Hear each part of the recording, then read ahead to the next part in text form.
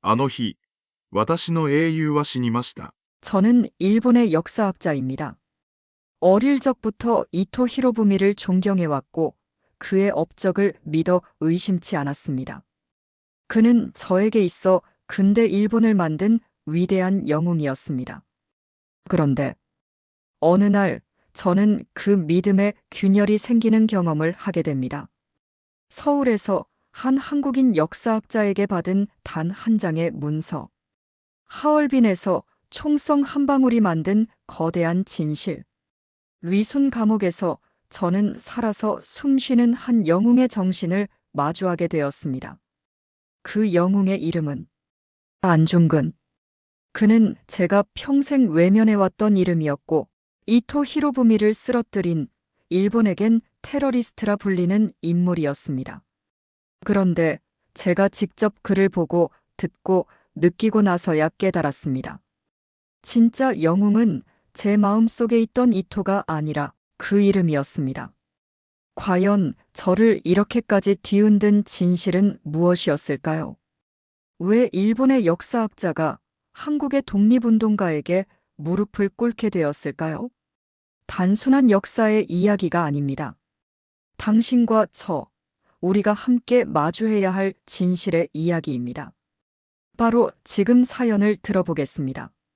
잠깐, 1초만 투자해서 좋아요, 구독 눌러주세요. 안녕하세요. 이 사연을 어디서부터 어떻게 풀어나가야 할지 사실 지금도 손끝이 떨릴 정도로 감정이 복잡합니다. 저는 일본 도쿄에 살고 있는 야마구치 세이지라고 합니다. 도쿄대학교 문학부 역사학과 교수로 재직 중이며 근현대 동아시아 외교사를 전문적으로 연구하고 있습니다. 이 글을 통해 말씀드리고 싶은 것은 단순한 여행담이나 학문적인 고찰이 아닙니다. 한 사람의 신념이 무너지고 다시 세워지는 과정에 관한 이야기입니다. 그리고 그것은 단지 개인의 내면에서 벌어진 변화가 아니라 한일 양국의 역사관에 대한 질문을 던지게 만든 결코 가볍지 않은 여정이기도 했습니다. 저는 어릴 적부터 이토 히로부미라는 인물을 존경해 왔습니다. 정확히는 일본의 역사 교과서와 미디어, 정치인들의 발언 속에서 형성된 이미지였죠. 그는 메이지 유신의 주역이자 일본 제국의 헌정을 제정한 정치가였으며 근대 국가로의 도약을 이끈 인물로 평가받고 있었습니다. 중학교 시절 선생님은 이토를 두고 이렇게 말씀하셨습니다. 만약 이토 히로부미가 없었다면 지금의 일본도 없었을 것이다. 그 한마디는 제게 아주 강렬하게 남았고 저는 자연스럽게 그의 전기를 읽고 그의 사상을 분석하며 그를 롤모델로 삼게 되었습니다. 대학에 들어가서도 마찬가지였습니다. 제 학부 졸업 논문은 이토 히로부미의 근대화 정책과 입헌주의였고 박사 논문 주제 역시 이토 히로부미와 동아시아 국제 질서의 재편이었습니다. 당연히 저는 조선에 대한 그의 개입 역시 당시 국제 질서와 제국주의적 흐름 속에서 불가피한 선택이었다고 믿고 있었습니다. 그는 단지 일본의 국익을 위해 움직였고 그것은 어느 나라나 마찬가지였다는 식의 정당화였죠. 사실 한국 학계와의 마찰도 여러 번 있었습니다. 2017년 서울에서 열린 동아시아 역사학회에서 제 발표가 끝난 후 한 한국 교수님께서 조심스럽게 질문하셨습니다. 야마구치 교수님께서는 이토 히로부미가 조선의 주권을 침탈하고 고종 황제를 강제로 퇴위시키는 과정에 직접 관여했다는 사실에 대해 어떻게 생각하십니까? 그때 저는 그는 조선을 지배하기 위해서가 아니라 안정시키기 위해 개입했다고 답했습니다. 지금 생각해보면 참으로 무지하고 교만한 말이었습니다. 그렇게 수십 년 동안 저는 확고한 시각으로 이토 히로부미를 연구하고 가르쳐 왔습니다. 그런 제가 처음으로 흔들리기 시작한 것은 올해 3월에 열린 한일 공동 역사 포럼에서였습니다. 한국에서 초청이 왔을 때 저는 흔쾌히 수락했습니다. 또 같은 주제의 반복이겠지. 이번에도 조선 침탈에 대한 비판이 쏟아지겠지. 그렇게 생각하며 마음의 방어선을 단단히 쳐두고 있었습니다. 서울에 도착한 첫날 밤, 포럼의 리셉션 자리에서 저는 한 사람과 마주하게 됩니다. 이서윤 박사, 고려대학교 한국사 전공 교수였고, 젊고 진취적인 태도에 강한 신념이 느껴졌습니다. 저는 그녀가 제 논문을 언급하며 말을 걸어올 때부터 뭔가 다른 분위기를 감지할 수 있었습니다. 야마구치 교수님, 안중근 의사에 대해선 어떤 시각을 가지고 계신가요? 그녀는 저에게 그렇게 물었습니다. 의사라는 표현이 귀에 걸렸습니다. 저는 일본에서 안중근이라는 이름이 등장할 때마다 테러리스트 혹은 극단주의자로 기술되는 것을 너무도 익숙하게 봐왔기 때문입니다. 그래서 저는 짧게 웃으며 이렇게 답했습니다. 조선에서 그를 영웅으로 보는 것 이해합니다. 그러나 일본의 입장에선 그를 평가하기 어려운 부분이 많습니다. 그녀는 말없이 저를 바라보며 종이 한 장을 제게 건넸습니다. 그것은 안중근이 위순 감옥에서 직접 쓴 편지의 번역문이었습니다. 나는 동양 평화를 위해 총을 들었습니다. 이토 히로부미는 조선의 자주권을 유린했고 아시아의 평화를 파괴했습니다. 그의 재건은 복수가 아닌 정의였습니다. 그 순간 저는 알 수 없는 전율을 느꼈습니다.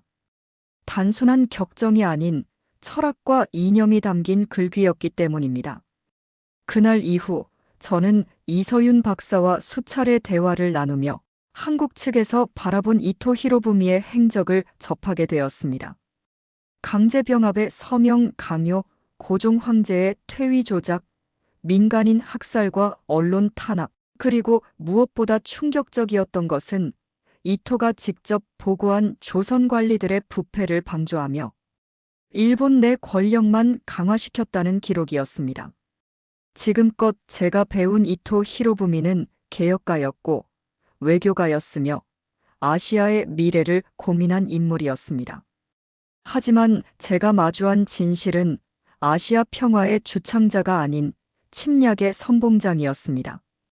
이런 기록이 왜 일본에선 거의 다루어지지 않았을까? 나는 지금까지 무엇을 연구해 온 걸까? 이토 히로부미가 정말로 내 영웅이 맞았을까? 질문은 꼬리를 물고 이어졌습니다. 그리고 결국 저는 결심하게 되었습니다. 직접 하얼빈과 리순 감옥을 방문하겠다고요. 제가 신뢰해온 역사가 사실인지 혹은 제가 무시해왔던 진실이 더 강력한 울림을 주는지 제 눈으로 확인해야만 했습니다. 이렇게 제 인생을 바꾼 여정은 시작되었습니다. 그 여정에서 저는 단지 안중근을 만난 것이 아니라 저 자신과 마주하게 되었고 그 누구보다도 뼈아프게 진짜 역사가 무엇인지를 체감하게 되었습니다. 서울에 머무는 동안 저는 포럼 이외의 시간에는 일부러 호텔 밖으로 자주 나갔습니다. 학자로서 현지의 공기를 직접 느껴보는 일은 언제나 중요한 일이니까요. 그런데 이상했습니다. 제가 알고 있던 한국과는 너무나 다른 모습들이 곳곳에서 제 눈에 들어오기 시작했거든요. 지하철역 플랫폼엔 스크린 도어가 완비되어 있었고 전철은 정확한 시간에 도착했습니다. 카드 한 장이면 전국 어디든 갈 수 있고 모바일 결제도 일본보다 훨씬 보편화되어 있었습니다. 길거리에는 CCTV가 촘촘히 설치되어 있었고 밤늦게 혼자 걷는 여성들도 많았습니다. 저는 문득 일본보다도 더 안전한 느낌을 받았습니다. 어느 날 강남의 작은 서점에 들렀을 때였습니다. 거기선 일본어 번역서 코너가 따로 있었고 제 논문이 수록된 한 연구서도 진열되어 있었습니다. 그걸 보고 내심 기뻤던 저는 서점 직원에게 조심스럽게 말을 걸었습니다. 혹시 이 책 자주 찾는 분 계신가요? 그녀는 약간 놀란 표정으로 제 얼굴을 쳐다보더니 부드럽게 미소 지으며 말했습니다. 역사 전공 대학생들이 많이 찾아요. 특히 안중근 관련된 내용을 비교 연구할 때 자주 인용하더라고요. 저는 다시 한번 놀랐습니다. 일본에서는 안중근을 비판의 대상으로 배우지만 한국에서는 그를 비교 연구의 대상, 더 나아가 철학과 사상을 이해해야 할 인물로 보고 있다는 사실에 감탄을 금치 못했습니다. 서울에서의 마지막 날, 저는 이서윤 박사와 다시 만나 저녁 식사를 함께 했습니다. 그녀는 저를 위해 한식당을 예약해 두었고 조심스럽게 말씀하셨습니다. 교수님, 혹시 하얼빈과 리순에 직접 가보실 생각은 없으신가요? 저는 숟가락을 들다 말고 잠시 멈췄습니다. 솔직히 말하자면 그 제안은 제가 이미 마음속으로도 수차례 되뇌던 것이었습니다. 그러나 일본 역사학자로서의 체면, 그리고 그 여정을 통해 진짜를 마주하게 될지도 모른다는 두려움이 제 발목을 붙잡고 있었습니다. 사실 가보고 싶다는 생각은 했습니다. 하지만 제가 직접 가서 본다는 게 두렵기도 합니다. 그러자 이서윤 박사는 조용히 수첩 한 권을 꺼내 제게 건넸습니다. 그 안에는 안중근 의사의 하얼빈 체류 동선, 이토 히로부미 저격 당시의 정황, 리순 감옥의 위치, 그리고 재판 과정 등이 빼곡히 정리되어 있었습니다. 이건 제가 몇 년 동안 정리한 자료예요. 교수님께서 직접 보고 판단해 주셨으면 합니다. 역사는 결국 인간의 눈과 마음으로 완성되는 거니까요. 그녀의 말은 제게 있어 마지막 방아쇠와 같았습니다. 한국을 떠난 지 며칠 후, 저는 결국 러시아행 비행기에 몸을 실었습니다. 하얼빈 공항에 도착하자마자 공기는 차가웠고 도시는 적막했습니다. 그러나 제 마음은 오히려 뜨거워지고 있었습니다. 이토 히로부미의 마지막 숨결이 남아있는 그곳에서 저는 처음으로 그를 의심하고 있었으니까요. 하얼빈 역에는 안중근 의사 기념관이 자리하고 있었습니다. 그곳은 크지는 않았지만 한 사람의 철학과 용기를 오롯이 담아내기에는 충분했습니다. 기념관 입구에는 그날의 재현 영상이 상영되고 있었고 동양평화론이 적힌 문구가 커다란 벽에 새겨져 있었습니다. 나는 조선의 독립을 위하여, 아시아의 평화를 위하여, 인간의 정의를 위하여 총을 들었다. 그 문장을 읽는 순간 저는 숨을 멈췄습니다. 그토록 짧은 문장이 제 가슴을 이토록 강하게 울린 적이 있었던가요? 기념관 안에는 당시 총격의 재현 모형과 함께 안중근의 재판 과정, 그리고 옥중에서 쓴 시와 유서가 전시되어 있었습니다. 그는 이토를 죽인 이유로 무려 15가지 죄목을 나열했고 모든 것이 조목조목 역사적 근거에 기반하고 있었습니다. 저는 마치 제 전공 서적을 정면으로 부정당하는 기분이었습니다. 이토 히로부미를 합리화했던 제 수많은 연구들과 발언들이 지금 이 한 사람의 철학 앞에서 무너지고 있었던 것입니다. 그날 밤 저는 숙소로 돌아와 이서윤 박사에게 메일을 보냈습니다. 서윤 박사님, 오늘 저는 제 인생에서 가장 큰 충격을 받았습니다. 저는 이제 이토 히로부미를 존경할 수 없게 되었습니다. 그를 비판하는 것이 무섭고 두려웠지만 지금은 오히려 그것이 저를 더 자유롭게 만듭니다. 그리고 저는 다음 목적지인 리순 감옥으로 향했습니다. 그곳에서 안중근 의사가 남긴 마지막 날들, 그리고 그의 철학과 믿음의 결정체를 마주하게 될 것입니다. 그리고 그 순간 제 인생도 바뀌게 됩니다. 리순은 조용하고 음울한 도시였습니다. 과거 러시아 제국, 일본 제국, 중국 군벌들이 이 도시를 서로 점령하며 수많은 이들이 피를 흘렸다는 사실을 알고 있었지만 막상 이곳에 직접 도착하니 한기와 함께 묘한 무게감이 몸을 짓누르는 듯 했습니다. 저는 곧장 리순 감옥으로 향했습니다. 1909년 안중근 의사가 수감되어 생을 마감했던 그곳. 입구에 들어서자 벽돌로 지어진 어두운 회색 건물들이 늘어서 있었고 마치 시간마저 멈춰 있는 듯한 느낌이 들었습니다. 관람객은 거의 없었고 저 혼자 안내인과 함께 천천히 감옥 내부를 둘러보게 되었습니다. 첫 번째로 들른 곳은 안중근 의사의 독방이었습니다. 좁고 차가운 바닥, 침상 하나, 작은 창문 하나. 그 안에서 그는 자신의 운명을 알고 있었고 그 운명 앞에서 한치도 흔들리지 않았다고 합니다. 벽에는 그의 손도장이 찍힌 유목이 걸려 있었습니다. 거기엔 이렇게 적혀 있었습니다. 나라를 위해 몸을 바치니 군인의 본분이다. 저는 무언가 목이 메었습니다. 그는 단지 일본의 반기를 든 사람이 아니었습니다.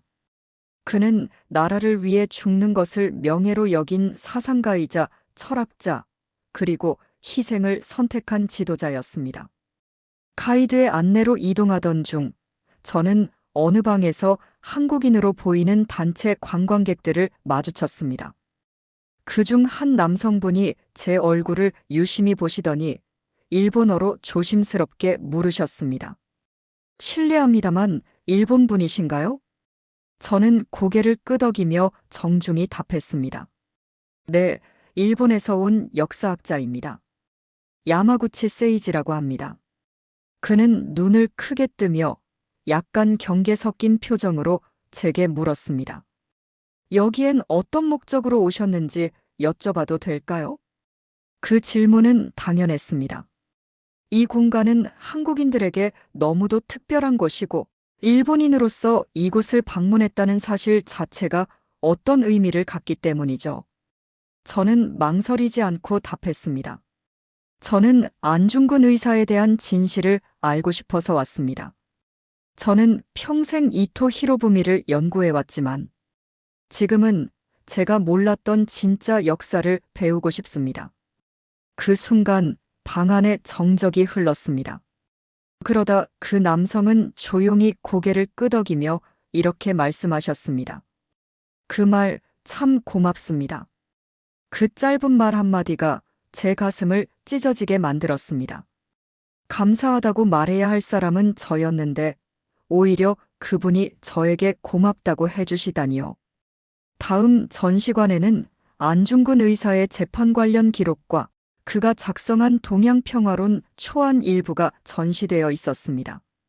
거기엔 일본, 중국, 조선이 서로를 침략하는 대신 공동통화, 공동군대, 공동외교기구를 만들어 아시아의 평화를 이루자는 비전이 담겨 있었습니다.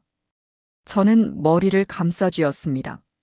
그토록 오랫동안 위협적인 테러리스트라며 회피해온 인물의 머릿속엔 당시 누구도 생각하지 못했던 이상적인 연합의 구상이 들어 있었습니다.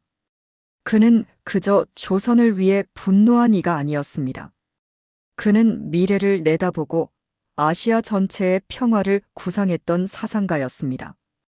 그리고 마지막 전시관. 그곳에는 그의 유서가 비공개 사본 형태로 전시되어 있었습니다. 통역을 도와주던 가이드가 조용히 읽어주었습니다. 나의 죽음이 헛되지 않도록 후대의 사람들이 정의를 기억하길 바랍니다. 일본은 언젠가 진실을 마주하게 될 것입니다. 그 문장을 듣는 순간 저의 모든 것이 무너졌습니다. 그의 예언은 지금 제 안에서 실현되고 있었습니다. 그 일본이 바로 저였던 것입니다. 감옥 밖으로 나오며 저는 한참을 그 자리에 앉아 있었습니다. 그리고 처음으로 이토 히로부미를 마음속에서 놓아주었습니다. 그는 더 이상 제게 영웅이 아니었습니다. 그는 그저 시대의 힘을 등에 업은 제국주의자였고 진짜 영웅은 그 시대에 목숨을 던져 평화와 정의를 외친 이방인 바로 안중근이었습니다. 그날 밤 저는 도쿄에 있는 제 제자들에게 메일을 보냈습니다. 메일의 제목은 단순했습니다. 진짜 역사를 마주했습니다. 그리고 본문에는 이렇게 썼습니다. 여러분, 이토 히로부미는 더 이상 저의 연구 대상이 아닙니다. 앞으로 저는 안중근 의사와 그의 동양평화론에 대해 연구하려 합니다. 지금까지 제가 외면했던 진실을 이제는 마주할 용기가 생겼습니다. 역사란 기록을 남기는 것이 아니라 진실을 찾아가는 여정이라고 생각합니다. 그 여정의 끝에서 저는 국적을 떠나 인간으로서 존경할 수 있는 한 인물을 만났고 그 인물은 제 인생을 바꾸었습니다. 그의 이름은 안중근입니다. 도쿄로 돌아온 뒤 저는 평소보다 훨씬 더 조용한 사람이 되었습니다. 오랜 시간 연구실에 틀어박혀 책을 읽던 제가 이제는 학생들과 더 많이 대화하고 세미나보다는 현장을 찾기 시작했기 때문입니다. 왜 안중근은 이토 히로부미를 죽일 수밖에 없었는가? 그 질문 하나가 제 삶 전체를 바꾸어 놓았습니다. 대학으로 복귀하던 첫날, 저는 강의실에 들어가 학생들에게 말했습니다. 여러분, 오늘부터 우리의 수업은 조금 달라질 겁니다. 오늘은 이토 히로부미가 아닌 안중근이라는 인물을 중심으로 동아시아 역사를 바라보겠습니다. 순간 학생들 사이에서 작은 웅성임이 퍼졌습니다. 하지만 그 누구도 부정하거나 의아해하지 않았습니다. 오히려 몇몇 학생들의 눈빛은 반짝였고 고개를 끄덕이는 이들도 보였습니다. 저는 그날 수업에서 안중근 의사의 생애를 처음부터 끝까지 다뤘습니다. 그가 황해도에서 태어나 교육을 받고 천주교를 접했으며 일본군의 침략에 분노하여 의병에 참여하고 마침내 하얼빈에서 의거를 감행하게 된 전 과정을 담담하게 풀어냈습니다. 그리고 그 중심에는 언제나 동양평화라는 이상이 있었다는 것을 강조했습니다. 그 강의를 마치고 한 여학생이 조용히 제게 다가왔습니다. 그녀는 조심스럽게 말을 꺼냈습니다. 교수님, 혹시 안중근 의사의 이야기를 논문으로 써도 될까요? 일본에서 그를 다시 조명한다는 건 굉장한 용기가 필요한 일인 것 같아요. 저도 교수님처럼 진짜 역사를 공부하고 싶어요. 저는 그 말을 듣고 눈물이 날 뻔했습니다. 역사는 과거의 기록이 아니라 미래를 바꾸는 불씨라는 것을 그제야 진심으로 느꼈습니다. 그 후 저는 본격적으로 안중근 연구 프로젝트를 시작하게 되었고 한일 양국에서 공동 세미나를 열어 그의 철학과 사상을 현대적으로 해석하는 작업을 이어가고 있습니다. 한국의 여러 학자들과도 협력하게 되었고 특히 이서윤 박사와는 공동저서를 준비 중입니다. 우리는 이 프로젝트를 동양평화 그 이후라고 명명했고 그 책의 서문에 제가 직접 쓴 문장이 있습니다. 나는 이토 히로부미를 존경하며 살아왔다. 그러나 지금은 안중근을 존경하며 살아가고 있다. 나는 일본인이지만 진실 앞에서는 국적이 없다.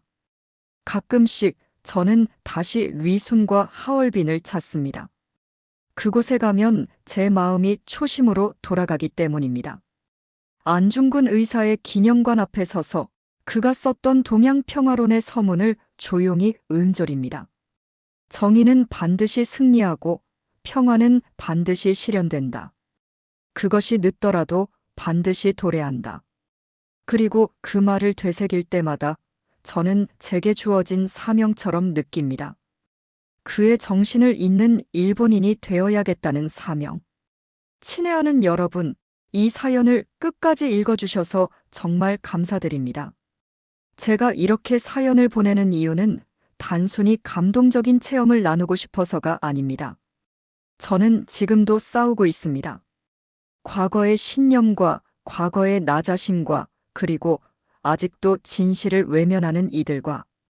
하지만 두렵지 않습니다. 왜냐하면 저는 안중근 의사의 유언을 들었고 그분의 정신이 지금도 살아서 움직이고 있다는 걸 느끼기 때문입니다. 그는 죽은 게 아닙니다. 그는 우리 안에 살아 있습니다. 마지막으로 한 말씀만 더 드리고 싶습니다. 진짜 역사를 마주한다는 건 고통스럽지만 위대한 일입니다. 그리고 그 위대한 길을 걸을 수 있게 해준 한국의 역사학자들과 국민들께 이 일본인 역사학자가 진심으로 감사의 인사를 전하고 싶습니다. 이 이야기를 보고 계신 여러분, 만약 이 사연이 마음에 남았다면 구독과 좋아요, 그리고 댓글로 여러분의 생각을 공유해 주세요. 그리고 혹시 당신도 안중근처럼 당신만의 정의를 위해 살아가고 계신가요? 그렇다면 그 이야기를 저희에게 제보해 주세요. 우리는 그런 이야기를 기다리고 있습니다. 감사합니다.